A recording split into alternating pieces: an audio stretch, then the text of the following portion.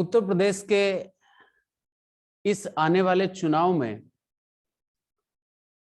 सभी भारतीय जनता पार्टी के कार्यकर्ता एवं राष्ट्र के जागरूक नागरिक निरंतर लगे हुए हैं कि कैसे भारतीय जनता पार्टी की सरकार को बनाया जाए और कैसे पुनः योगी आदित्यनाथ जी को इस प्रदेश का मुख्यमंत्री बनाया जाए। ये केवल ऐसे ही नहीं है कि सामान्य रूप से हम सोचते हैं, अपितु पूरे उत्तर प्रदेश की जनता, चाहे वो महिलाएं हो, पुरुष हो, नौजवान साथी हो या हमारे घर की बेटियां हो, सबको निरंतर चिंता है कि कैसे उत्तर प्रदेश में केवल योगी सरकार आए। इसका बहुत बड़ा कारण है, हमने पिछले 5 साल पहले हमने देखा है अखिलेश शासन में कि किस प्रकार से हमारी बहन बेटियों के दुपट्टे चौराहों पर खींचे जाते थे, किस प्रकार से हमारे रास्तों में गरीबों की मोटरसाइकिलें और साइकिलें लूटा जाया करती थी, किस प्रकार व्यापारियों से रंगदारी मांगा जाया करती थी, किस प्रकार उनको बच्चों के अपहरण हो जाया करते थे, किस प्रकार से लूट डकैती और हत्याएं हो जाया करती थी। लेकिन वास्तव में यदि आप शांत मन से अपने दिल पर हाथ रखकर देखेंगे तो इन 5 सालों में किसी बहन बेटी का चौराहे पर दुपट्टा नहीं खींचा है,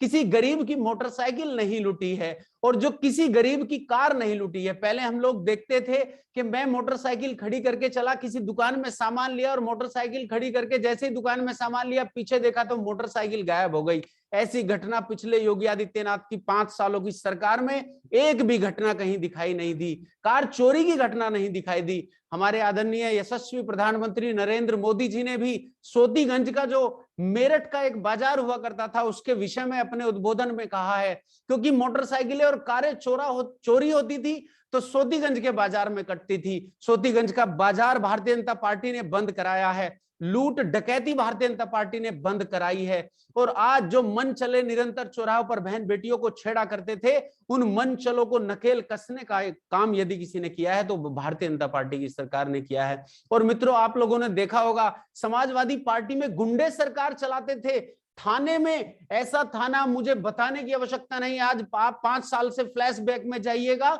तो समाजवादी की सरकारों में हमने इंस्पेक्टरों को, हमने सिपाहियों को, दरोगाओं को, जो कर्मठ पुलिस कर्मियों को हमने पिटते देखा है समाजवादियों के द्वारा। लेकिन पिछले इस 5 साल में योगी आदित्यनाथ जी की सरकार में वास्तव में पुलिस का इकबाल भी बढ़ा है, कानून कायम हुआ है और आज जो जनमानस वास्तव में, चाहे बहन बेटी हो, युवक हो, नौजवान हो, पुरुष हो, स्त्री हो, आज वो केवल योगी आदित्यनाथ को इस आधार पर वोट देना चाहते हैं कि इस प्रदेश में लॉ एंड ऑर्डर कायम हुआ है, इस प्रदेश में भ्रष्टाचार खत्म हुआ है, इस प्रदेश में गुंडागर्दी खत्म हुई है, इस प्रदेश में बेटियों के साथ छेड़छाड़ खत्म हुई है, इस प्रदेश में लूट डकैती और चोरी खत्म हुई है। गांव के किसी रास्ते पर हम जाते थे तो हाथ पैर बांधकर उनकी मोटरसाइकिल राहजनी, जिसको हम राहजनी भी कहते हैं, मोटरसाइकिल छीन ली जाती थी, साइकिल छीन ली जाती थी, किसी की जेब में 1000-2000 रुपए होते थे वो लूट लिए जाते थे। लेकिन आज इस 5 साल की सरकार में, योगी आदित्यनाथ जी की सरकार में,